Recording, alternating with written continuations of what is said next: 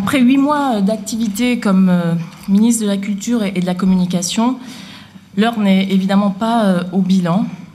Cela n'aurait pas beaucoup de sens.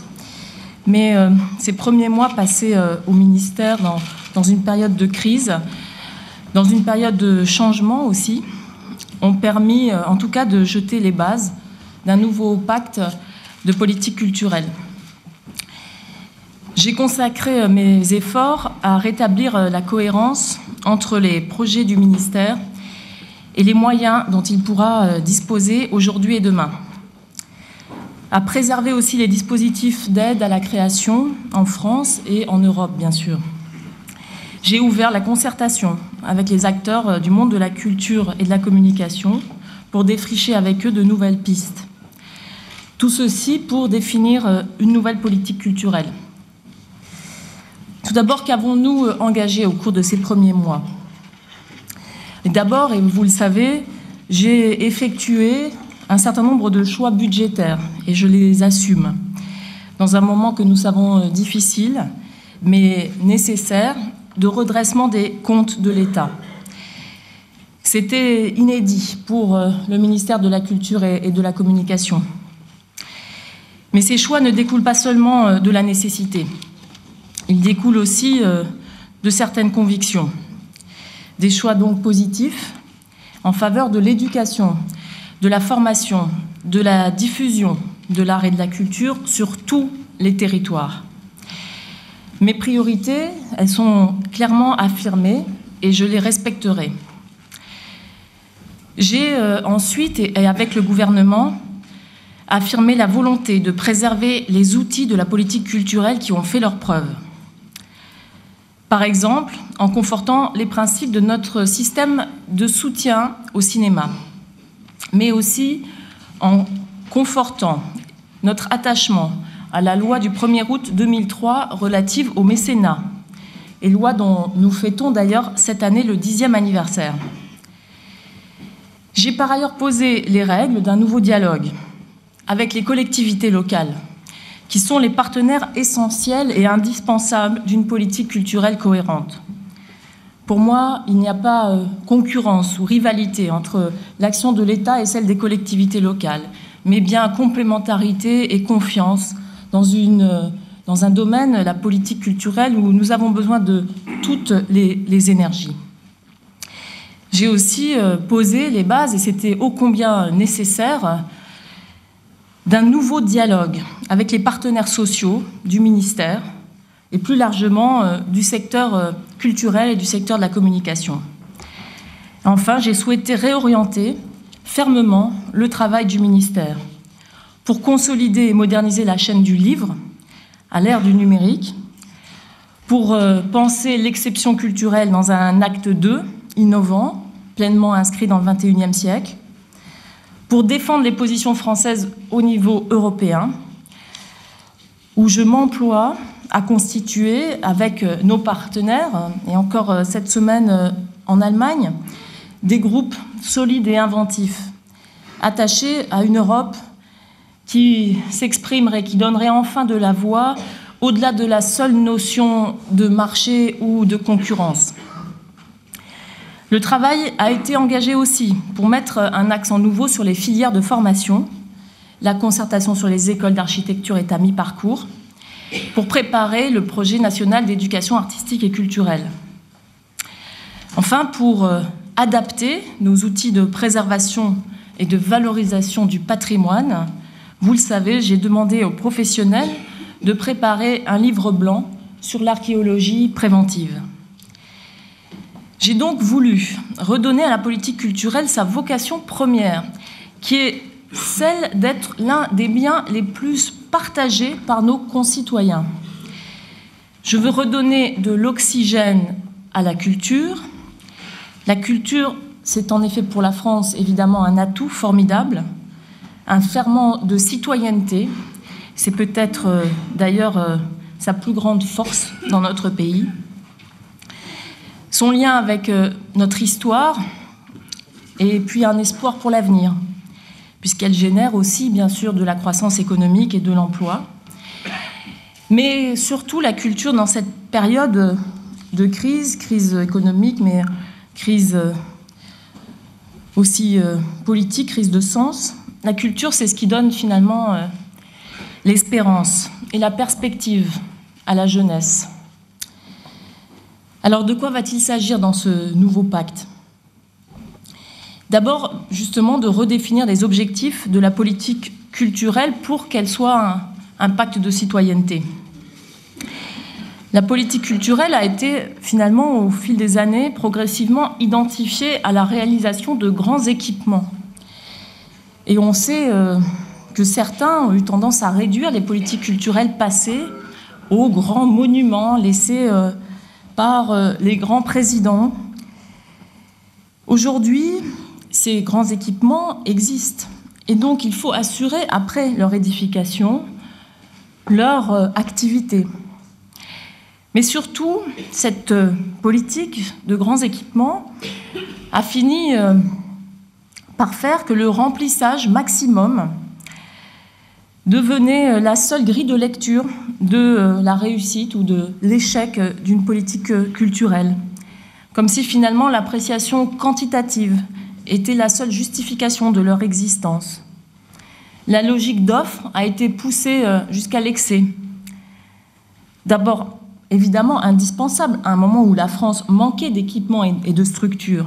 Cette politique est finalement devenue inadaptée et même, je dirais, obsolète, décalée. À l'heure où l'augmentation continue de la dépense publique a mis nos finances en danger, mais surtout a grevé les possibilités d'action des générations futures. Et donc je veux sortir de cette logique. Je veux un ministère sobre, mais efficace. Un ministère au service des gens, des politiques culturelles, où qu'elles se passent dans tous les territoires, et quels que soient ceux qui les mènent, par exemple notamment les collectivités locales. Et donc je mènerai mon action au profit des gens où ils se trouvent. Et c'est évidemment pourquoi je suis très attachée à l'éducation artistique et culturelle. Parce que c'est évidemment une exigence démocratique. Il n'est pas supportable que certains jeunes, en fonction des quartiers où ils vivent, puissent croire et qu'on puisse les laisser croire que la culture, ce n'est pas pour eux.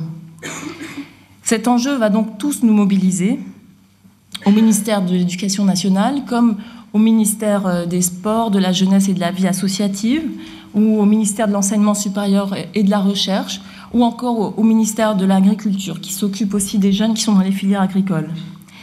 La concertation que Marie Desplechat a bien voulu animer se termine. Et nous allons donc préparer sur la base de ces travaux un cahier des charges qui va permettre à tous les acteurs locaux de s'inscrire dans ces projets. Nous le présenterons avec Vincent Payon au mois de février, puisqu'une réunion entre les DRAC et les recteurs sera organisée au Centre national de la danse de Pantin. Pour mettre en lumière ce qui répond à nos objectifs et ce qui existe déjà, j'ai engagé aussi un tour de France de l'éducation artistique et culturelle, en une vingtaine d'étapes qui vont s'échelonner jusqu'à la fin du printemps.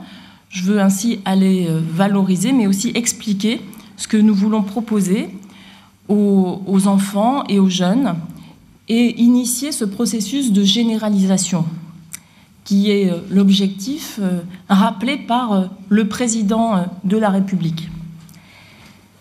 Ce gouvernement ne promet donc pas de construire une nouvelle pyramide du Louvre, mais une petite pyramide dans l'esprit de chaque enfant.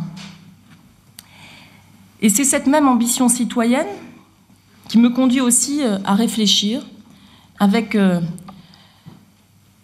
le service public de l'audiovisuel et avec France Télévisions à une révision de son contrat d'objectifs et de moyens. Les contraintes budgétaires existent, évidemment. Elles ne doivent pas nous conduire à réduire notre exigence. Parce que la télévision est l'une des pratiques, si ce n'est la pratique culturelle la plus populaire. La vocation du service public est de contribuer à la création, d'informer, de favoriser le renforcement des liens sociaux sur tous les territoires, de participer aussi à l'éducation à l'image et de s'adresser aux plus jeunes. Il y a des objectifs sur lesquels nous ne devons pas transiger. Ce qui veut dire aussi, bien sûr, faire des choix, parce que nul ne peut raisonnablement prétendre tout faire. Poser les objectifs, c'est essentiel pour définir les priorités d'une action, mais nous devons aussi nous interroger sur l'efficacité de nos moyens d'action. Et donc, le nouveau pacte que je propose, il est rendu nécessaire parce que les outils qui existent en matière de politique culturelle doivent aujourd'hui être réarmés. Et c'est un enjeu majeur. Moi, je crois profondément en l'efficacité et en la modernité de la régulation. C'est un choix de société fort. Un univers sans règles, c'est un univers qui est toujours, en tout temps et partout, celui des plus forts.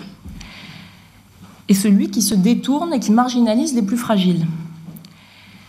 Alors aujourd'hui, ça suppose évidemment une adaptation de ces outils qui existaient au monde d'aujourd'hui. Alors dans ces 3 grands blocs de compétences qui sont ceux du ministère de la Culture, le patrimoine, la création et les industries culturelles. Nous avons devant nous un travail très important de refondation à accomplir dans ces 3 champs.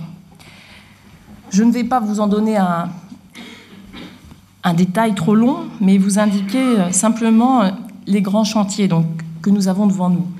D'abord sur le patrimoine, si vous le savez, c'est une matière essentielle. Et pourquoi c'est une matière essentielle? Parce que c'est une matière là aussi populaire. Et elle nécessite une modernisation, une remise en cohérence des dispositifs législatifs. Nous avons fêté le 50aire de la loi Malraux sur le patrimoine, une grande loi qui a permis de préserver nos bâtiments, notre urbanisme, nos centres urbains, mais aussi nos villages. Aujourd'hui, ces outils nécessitent une adaptation et donc je présenterai une grande loi sur le patrimoine en 2013. Dans le secteur de la création, ensuite, il s'agit pour moi de poser et de résoudre un certain nombre de questions qui ont été trop longtemps négligées. Quand je dis négligées, certaines ont été volontairement négligées, pour ne pas dire mises sous le tapis. Et donc il y aura une loi d'orientation sur la création, comme s'y était engagé le candidat François Hollande. Elle sera préparée sur la base de la concertation qui vient d'être engagée avec les acteurs du secteur culturel. Cette loi, elle va permettre d'aborder les aspects économiques de la création, notamment les conditions de production et la question qui est très sensible et très cruciale du nombre de représentations, mais aussi l'équité territoriale et le parcours professionnel des artistes. La question des modalités de nomination va aussi être posée dans le cadre de cette loi d'orientation. Et en particulier, la question de la place qui est faite aux femmes à la tête de nos institutions comme sur nos plateaux. En la matière, il faut être volontariste. Et j'ai donc souhaité que dès la saison 2013-2014, nous marquions une inversion nette de la tendance avec le lancement de Saison Égalité.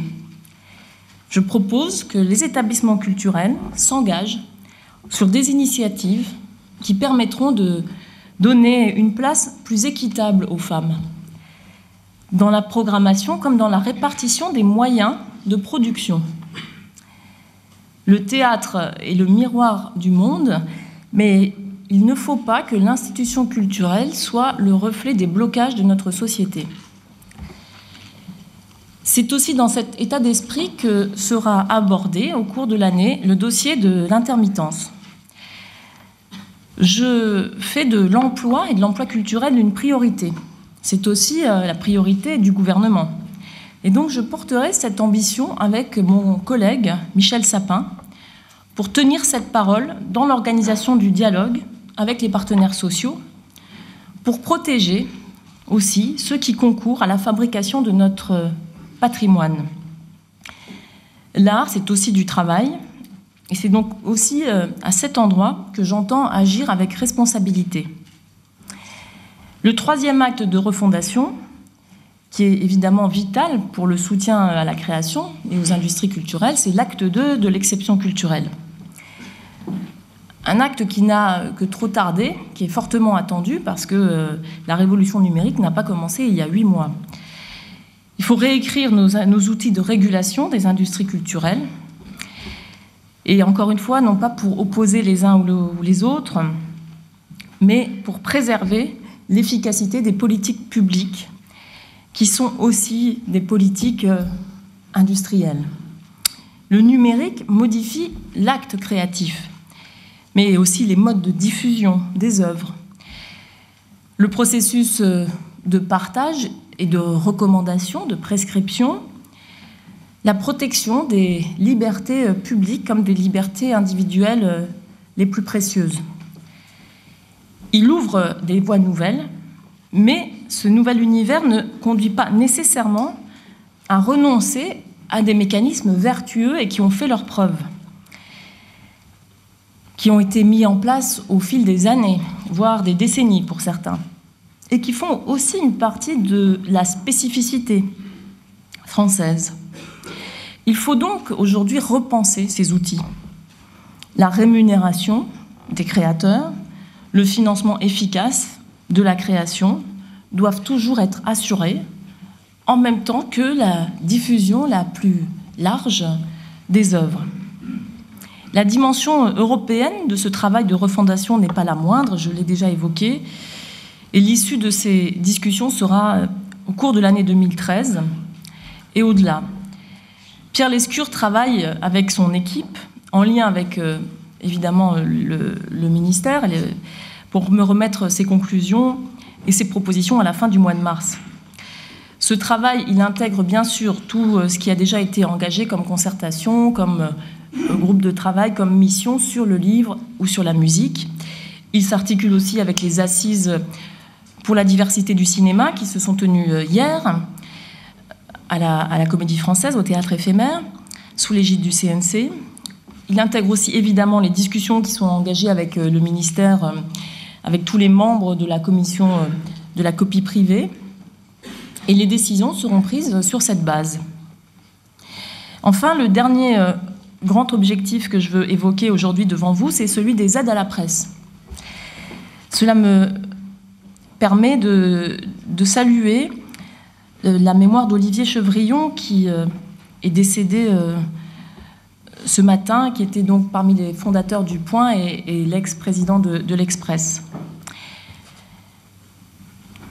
Je veux aussi saluer la mémoire de Gilles Leblanc, qui s'occupait de ce dossier à mon cabinet.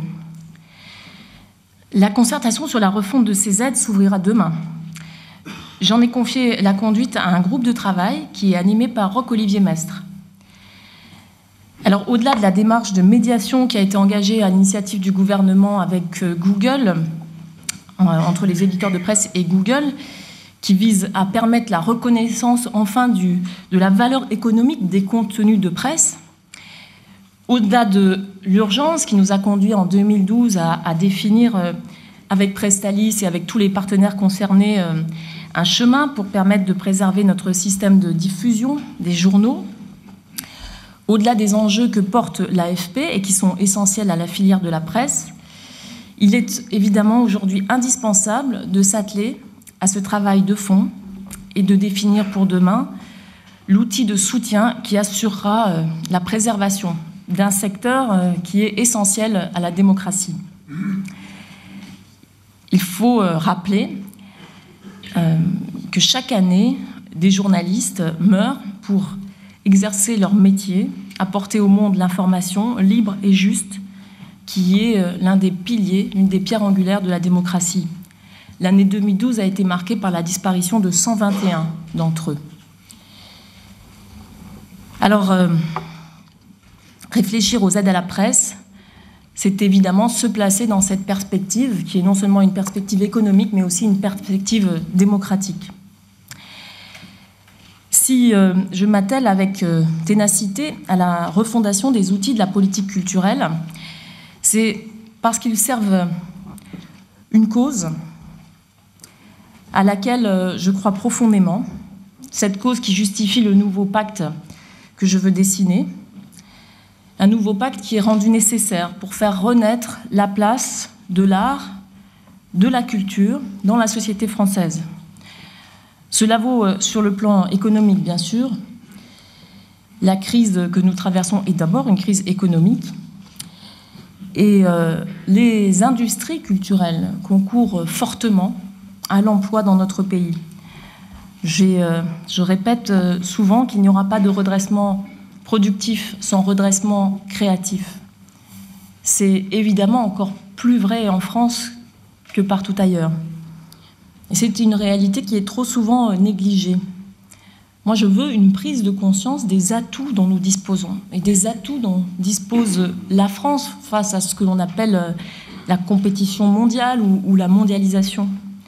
Le secteur culturel et le secteur des industries culturelles, et j'y inclus le secteur de la communication, bien sûr, ce sont des secteurs où la France est non seulement pionnière, mais excellente, où la France est enviée, où la France est remarquablement exportatrice. Valorisons ces atouts.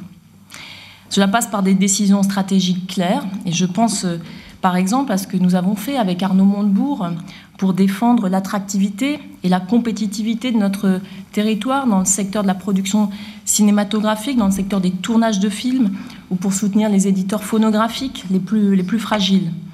Nous avons modernisé les crédits d'impôt qui soutiennent le développement de ces sociétés.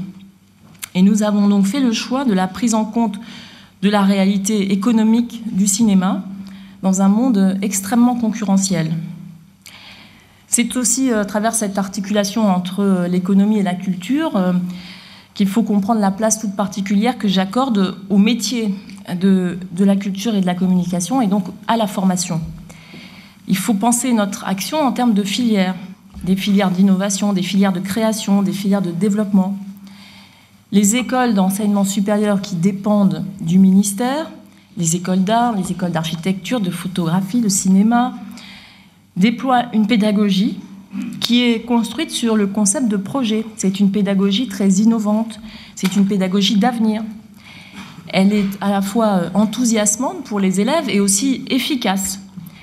Moi, je valorise ces écoles parce qu'il y a dans tous les métiers du patrimoine, comme dans le design numérique, dans l'architecture comme dans les métiers d'art, des savoir-faire, de l'emploi, de la valeur ajoutée. C'est ensuite dans une perspective territoriale qu'il faut redonner à la culture toute sa place. J'ai évoqué le nouveau pacte que je veux signer avec les collectivités locales. Il sera évidemment dans l'exacte logique de l'acte 3 de la décentralisation qui sera bientôt débattu au Parlement. Enfin, et puis c'est le sens que je veux donner à toutes les décisions que je prends, ce nouveau pacte, il sera proposé à tous les citoyens. Le ministère de la Culture ne doit pas être un huis clos, un entre-soi, chaleureux mais isolé. Et je veillerai à rappeler à tout instant que ce que nous faisons ici, dans ce ministère, marque la vie quotidienne des gens. Ce n'est pas un luxe, ce n'est pas quelque chose dont on peut se passer en période de crise, ce n'est pas du superflu. Toi qui vas demeurer dans la beauté des choses, disait Aragon, c'est à ce toi que je m'adresse. Parce que l'art a ce pouvoir de dire autre chose que ce qui est, d'apporter un autre regard, de révéler précisément cette beauté dans un acte personnel intime, mais aussi dans un apprentissage de l'émancipation auquel les acteurs publics ont le devoir de contribuer. L'art et la culture, et encore une fois, j'y inclus les industries culturelles, apportent beaucoup à la vie en société. Et je souhaite donc contribuer à une prise de conscience de ce bien commun. C'est une démarche de chaque instant, mais c'est aussi une démarche que je veux incarner dans des actions exemplaires et symboliques. C'est pour cette raison que j'ai souhaité inviter nos concitoyens les plus démunis à venir au musée, dans cette opération Musée populaire, Musée solidaire, que je renouvellerai tout au long de l'année et qui aboutira à des conventions avec certaines associations de solidarité. C'est aussi pour cette raison que je veux travailler avec tous les opérateurs de l'État à la diffusion la plus efficace de notre patrimoine et de nos productions, faire circuler les collections et les œuvres partout, inventer aussi peut-être dans cette perspective un moment simple ou partout en France, dans un lieu public, et qui ne serait pas forcément le musée. Ça pourrait être une mairie, une préfecture par exemple. Tous nos concitoyens pourraient venir découvrir une œuvre des collections publiques. C'est pourquoi aussi je veux utiliser l'espace public numérique pour contribuer à faire découvrir notre patrimoine, le patrimoine des citoyens, pour qu'ils puissent partager aussi leur création. Si la politique culturelle doit se réinventer aujourd'hui, c'est aussi pour jouer ce rôle de révélateur, qu'elle a peut-être trop oublié. Révéler ce qui est sous nos yeux, notre patrimoine, nos paysages, nos œuvres, mais que nous ne regardons plus. Et révéler, c'est aussi une autre manière d'inventer. Le monde de la création fait une part importante de l'attractivité de la France, de son image, de la fierté aussi de ses habitants, sans jamais que cette fierté ne soit synonyme de nationalisme exacerbé. La politique culturelle a toujours eu en France cette dimension universaliste, cette dimension d'accueil aussi des artistes, des créateurs et des œuvres du monde entier. Et en particulier des pays où les conditions de la liberté de la création ne sont pas assurées. La culture, c'est aussi évidemment l'une des forces économiques de notre pays. C'est une passion pour nos concitoyens, un instrument de redressement, une résistance aux fatalités et aux crises, mais aussi, et nous devons l'assumer, le revendiquer avec fierté, c'est la matière d'un progrès humain. La capacité d'apporter du mieux et aussi du bonheur dans notre vie quotidienne. Ce programme, il est donc chargé. En 2013, je vais présenter 3 projets de loi. La loi sur les modalités de nomination des présidents de l'audiovisuel public et la réforme du CSA, la loi d'orientation sur la création et la loi sur le patrimoine. Nous aurons aussi à conclure un avenant très important au contrat d'objectifs et de moyens de France Télévisions. Nous conduirons et nous accompagnerons des négociations et des concertations essentielles, les intermittents, les aides à la presse. Nous écrirons l'acte 2 de l'exception culturelle. Nous mettrons en place le progrès national d'éducation artistique et culturelle. Je vais mobiliser bien sûr tous les opérateurs culturels sur ces projets qui sont structurants et porteurs d'espoir, et je veux remercier d'ores et déjà tous les responsables des établissements publics du ministère de la Culture et de la Communication, ainsi que de l'administration centrale et déconcentrée du ministère pour leur participation à ces projets. Alors le programme, il est chargé, je vous l'ai dit, mais l'ambition, elle est grande. Je suis consciente d'une forme d'affaissement de ce qu'on pourrait appeler un surmoi culturel. Mais ce constat ne me conduit pas à renoncer. Au contraire, l'artiste, il a toute sa place dans notre société, bien sûr. L'art et la culture occupent une place importante, notamment dans l'espace public. Et la culture, c'est aussi un vecteur d'émancipation, le terrain d'une lutte très efficace, plus efficace qu'ailleurs contre les inégalités. Et donc c'est une double motivation qui est largement suffisante pour construire un projet politique. L'art est la preuve que la vie ne suffit pas, disait Pavès. Et ce matin, j'ai reçu l'écrivain chinois Liao Yiwu. Il témoignait de la force de résistance que lui avait donnée pendant toutes ces années d'emprisonnement la littérature et le rêve de pouvoir refaire un jour de la musique. Aujourd'hui, il vit en Europe, mais pas en France, à Berlin. Mais après tout, peu importe, nous avons célébré le 50e anniversaire du traité de l'Élysée, et je suis donc heureuse que Berlin, comme Paris, soient des lieux d'accueil pour tous ces artistes persécutés dans leur pays. Liao Yiwu, il est le symbole de la force, de l'énergie indispensable de l'art et de la création. Peut-être même plus que l'oxygène que nous respirons. Je vous souhaite donc, et je nous souhaite, une grande année culturelle, une grande année artistique, une grande année citoyenne. Merci.